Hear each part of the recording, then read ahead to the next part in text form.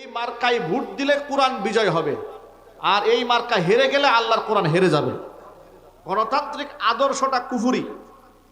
সিস্টেমের মধ্যে থেকে আকীদা বিশ্বাসকে গ্রহণ না করে আপনি সাময়িকভাবে অনেক ওলামা ইকরাম গণতান্ত্রিক সিস্টেমে নির্বাচন করা, ভোটাভুটি করা বা ইসলামপন্থীদের ক্ষমতায় গিয়ে রাষ্ট্রের ভারসাম্য ঠিক রাখার ব্যাপারে মতামত দিয়েছেন।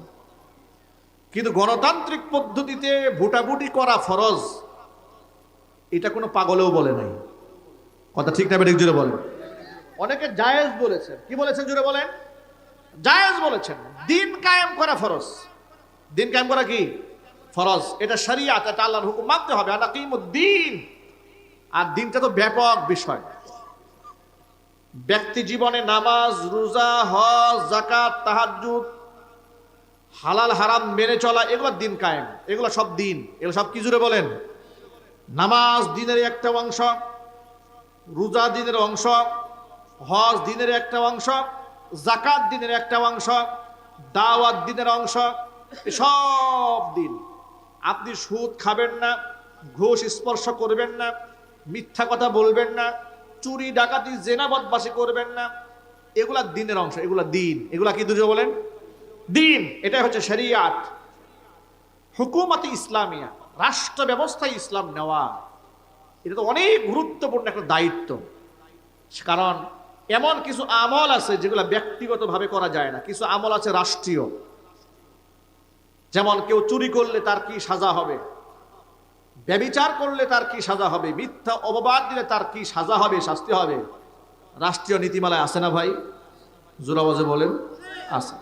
আর এই যে পরিপূর্ণ ইসলামের রূপরেখা, এটা রাষ্ট্রে ইসলাম কায়েম না হলে সর্ববিষয়ে দিন কায়েম করা সম্ভব হবে না। এই জন্য খিলাফত আলা মিনহাজিন নবুওয়া, সুন্নাতে নবীর আদর্শে রাষ্ট্র পরিচালনা করা, এটা গুরুত্বপূর্ণ একটা দায়িত্ব মুসলমানদের জন্য। কিন্তু বর্তমান যে গণতান্ত্রিক সিস্টেম, এই সিস্টেমটা ফরজ না। আজকে আমাদের দেশের কিছু লোকেরা ভুল মেসেজ দিচ্ছে মানুষের কাছে। পৃথিবীর কোন আলেমের হাতে কি হেদায়েতের মালিকানা আছে? হেদায়েত দেবেন কে? আলেমদের দায়িত্ব হচ্ছে আপনাদের কান পর্যন্ত কোরআন সুন্নাহর যে ইলমের আমানতের ধারক এবং বাহক, তারা আমানতের ধারক এবং বাহক হিসেবে আপনাদের কান পর্যন্ত আওয়াজ পৌঁছে দেওয়া, এটা ওলামাদের দায়িত্ব।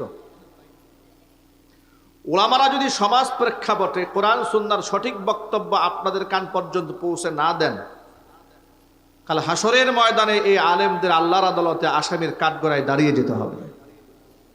ঠিক কিনা বলেন? নবী করিম সাল্লাল্লাহু আলাইহি ওয়াসাল্লাম বলেছেন, আলা কুল্লুকুম রাইন ওয়া কুল্লুকুম মাসউলুন আন রাইয়াতিহি। জেনে রেখো তোমরা প্রত্যেকেই দায়িত্বশীল। প্রত্যেকের দায়িত্বের ব্যাপারে আল্লাহর আদালতে কিয়ামতের ময়দানে জবাবদিহিতা করতে হবে। একজন আলেমকে তার দায়িত্ব সম্পর্কে প্রশ্ন করা হবে, ইমামকে তার দায়িত্ব সম্পর্কে প্রশ্ন করা হবে, ঘরের যিনি কর্তা তার দায়িত্বের ব্যাপারে তাকে আল্লাহর আদালতে জবাবদিহিতা করতে হবে। রাষ্ট্রের যিনি কর্তা হন তার দায়িত্বের ব্যাপারে আল্লাহর আদালতে তাকে জবাবদিহিতা করতে হবে।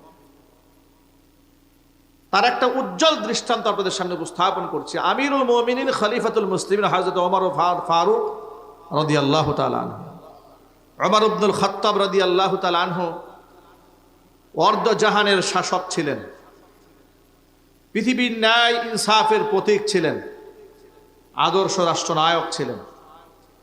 ইসলামের ইতিহাসে যার নাম স্বর্ণোজ্জ্বলভাবে লিখিত আছে, লিখিত থাকবে কিয়ামত পর্যন্ত। ঠিক কিনা বলেন?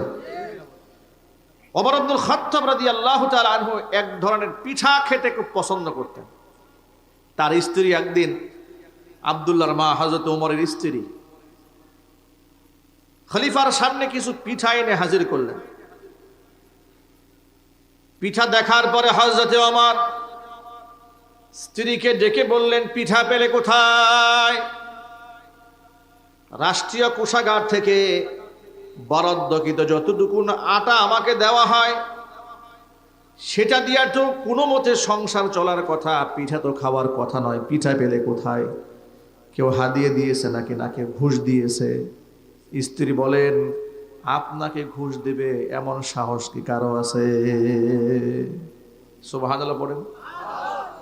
স্ত্রীর সাক্ষী স্বামীর জন্য গ্রান্টেড হয়। সুবহানাল্লাহ পড়েন। নবী করিম সাল্লাল্লাহু আলাইহি সাল্লাম বলেছেন, খিয়ারুকুম লিনিসাইহিম, তোমাদের মধ্যে সেই ব্যক্তি আল্লাহর কাছে ভালো যেই ব্যক্তি নিজের বউর কাছে ভালো। স্ত্রীর কাছে ভালো হওয়া আজকে তো সহজ নয়। বাহিরে মানুষের কাছে ভালো হওয়া অনেক সহজ, নিজের ঘরের বউর কাছে ভালো হওয়া খুব কঠিন। নিজের খাদেমের কাছে ভালো হওয়া বড় কঠিন। বন্ধু একেবারে ঘনিষ্ঠ জন যারা যেমন খাদেম, বাড়ির কাজের বুয়া, বাড়ির দারোয়ান, তাদের কাছে ভালো হওয়া বড় কঠিন। কারণ বাহিরের রূপটাই একরকম, মানুষ বাহিরে গিয়া যদিও ভালো আচরণ দেখায়, নিজের ঘরের বউ তার ইনস এবং আউট সব খবর জানে। এই জন্য বউর কাছে ভালো হওয়া খুবই গুরুত্বপূর্ণ ইসলামে।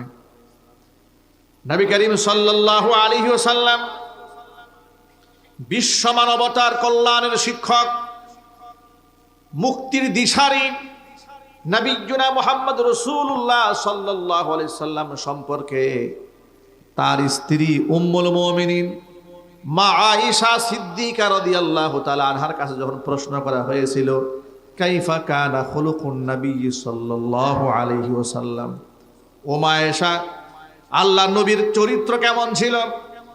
মা আয়েশা তাদের বললেন, আলা তাকরাউনাল কোরআন, তোমরা কি কোরআন পড়ো না? জবাবে তারা বললেন, অবশ্যই আমরা কোরআন পড়ি। মা আয়েশা বলেছেন, কোরআন যদি পড়ে থাকো, নবীজির চরিত্র জানার জন্য দূরে কোথাও যাওয়ার দরকার নাই। খুলুকুহু আল কোরআন, নবীর চরিত্র হচ্ছে 30 পারা কোরআনের বাস্তব নমুনা। চিৎকার দিয়ে বলেন আল্লাহু আকবার। এটা হচ্ছে নবী করিম সাল্লাল্লাহু আলাইহি সাল্লামের প্রতি তার স্ত্রীর উক্তি। তার স্ত্রী তার সম্পর্কে এই মূল্যায়ন করেছেন যে তার চরিত্র হচ্ছে 30 পারা কোরআনের বাস্তব নমুনা। ঠিক না ঠিক জোরে বলেন। বউর কাছে ভালো হওয়া খুব ইম্পর্টেন্ট। অথচ আমাদের পুরা উল্টা চরিত্র। আমরা বাহিরে লোকদের সাথে খুব ভালো ব্যবহার করার কথা বলি, সালাম দেই, খুশ মেজাজে কথা বলি, আর বউর কাছে গেলে মেজাজ খারাপ। এমন বহুত পুরুষ আছে, ঘরে ঢুকেছে, বউ একটা ভালো কথা বলেছে, মেজাজ খারাপ হয়ে গেছে। এরকম স্বামী আছে না ভাই? আরো জোরে বলেন। মানে ভালো কথা বলেছে, মেজাজ খারাপ হয়ে গেছে। বউ একটা প্রয়োজনে ফোন করেছে, উনি রাগ হয়ে গেছে, এক ধমক দিয়েছে, রাখো মোবাইল, ব্যস্ত আছি জানো না, এই সময় অফিস টাইম, গুরুত্বপূর্ণ মিটিং আছে।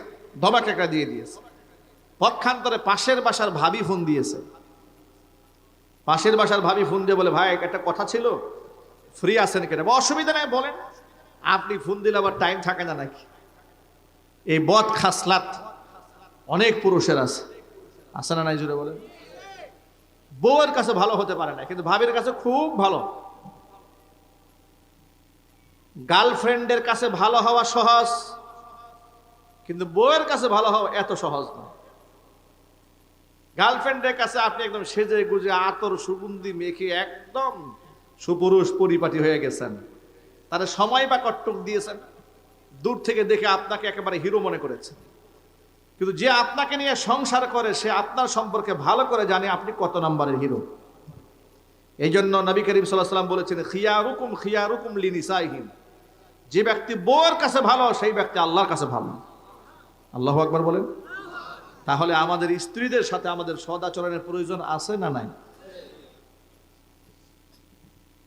আমিরুল মুমিনিন হযরত উমর রাদিয়াল্লাহু তাআলা আনহু প্রশ্ন করলেন, আব্দুল্লাহর মা পিঠা পেলে কোথায়? কেউ কি হাদিয়া দিয়েছে না ঘুষ দিয়েছে? বলে, আপনারে ঘুষ দিবে আপনার সাহস কারো আছে?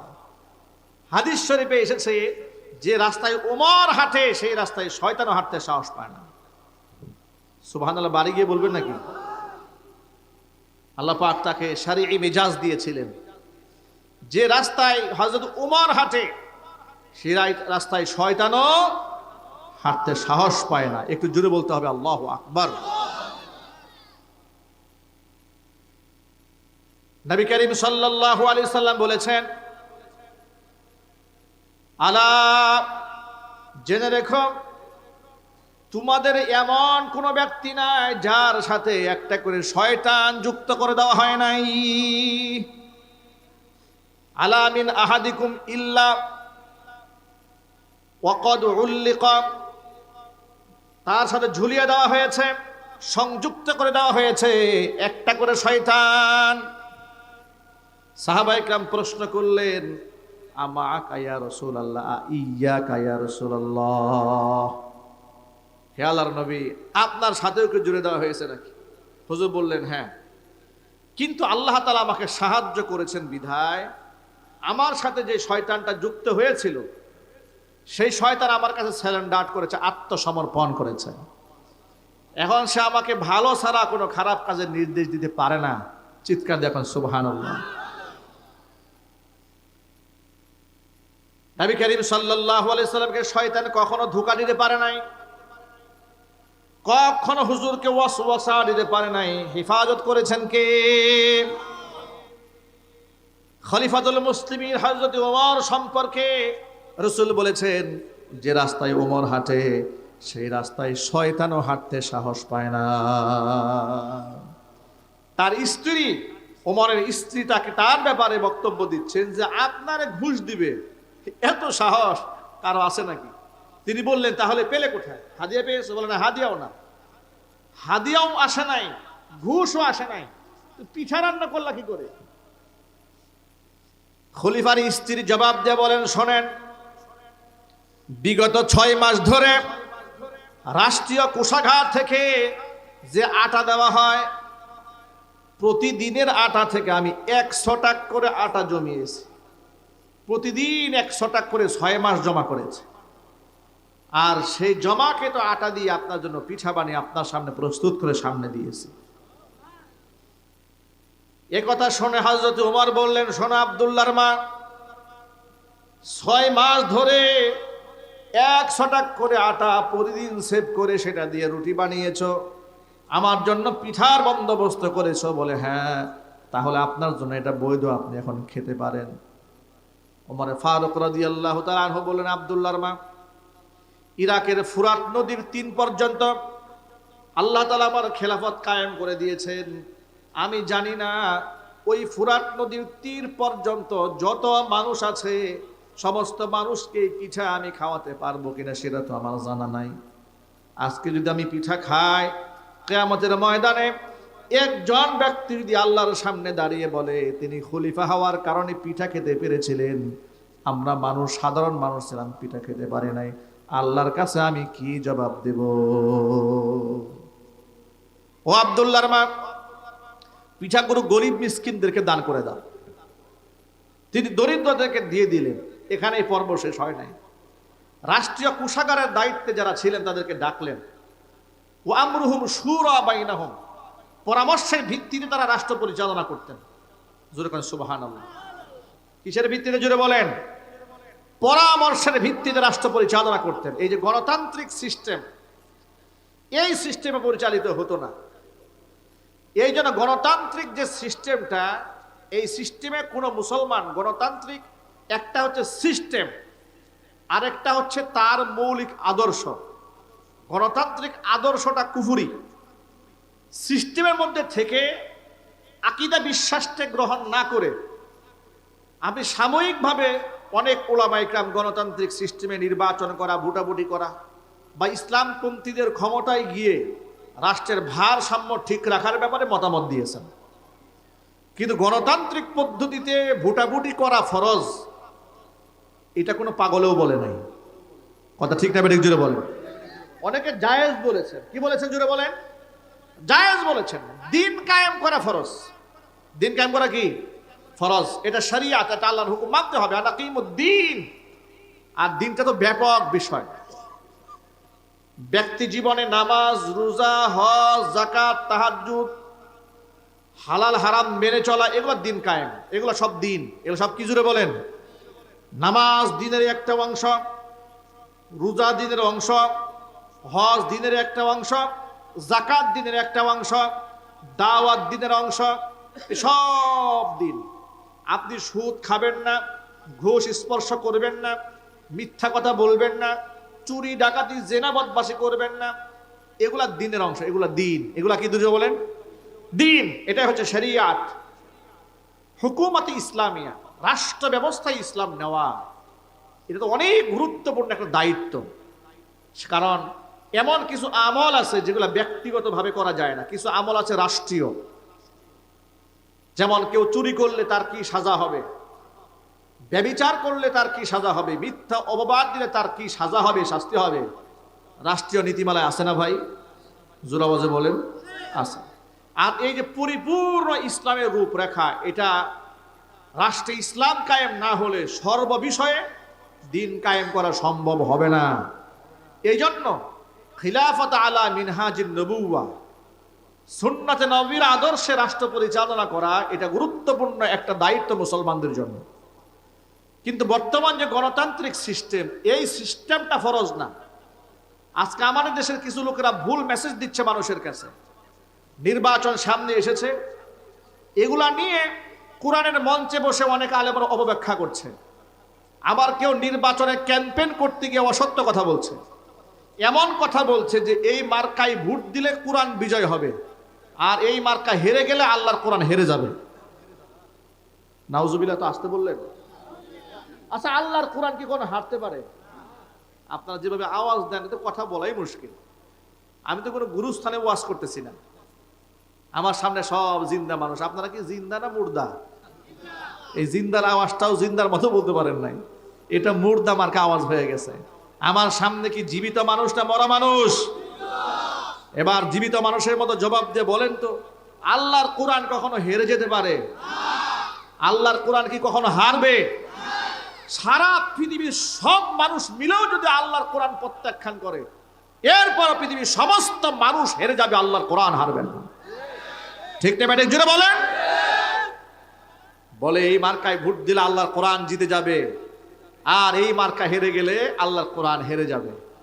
ভণ্ডামির তো একটা লিমিট থাকা উচিত। ঠিক না ব্যাটিক জুড়ে বলেন? আরেকজনকে বলতে শুনলাম যে আমরা জান্নাতের টিকিট বিক্রি করছি আপনাদের কাছে। অবস্থা দৃষ্টে মনে হচ্ছে যে জান্নাত আল্লাহর কাছ থেকে উনি ঠিকাদারি নিয়ে আসছে, যে কারে জান্নাতে পাঠাবে কারে জাহান্নামে পাঠাই দিবে, দায়িত্ব অলরেডি নেওয়া শেষ। নাউজুবিল্লাহ পড়ে, আরো জোরে বলেন নাউজুবিল্লাহ।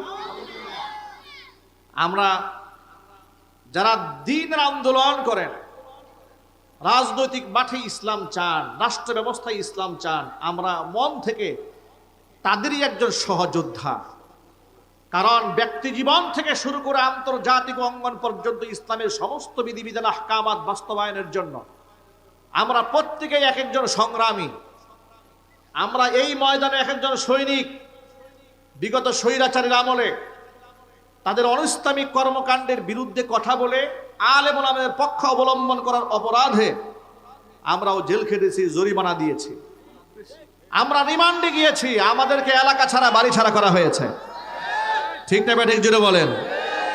এর মানে আমরা চাই রাষ্ট্রে ইসলাম আসুক, কিন্তু আমরা এটাও চাই যে রাষ্ট্রে ইসলাম কায়েমের কথা বলে কেউ যেন কোরআন এবং সুন্নাহর অপব্যাখ্যা মানুষের সামনে পেশ না করে। আপনি আমার মার্কায় ভোট দিলে বেহেশতে যাবেন সেল চালাইয়া।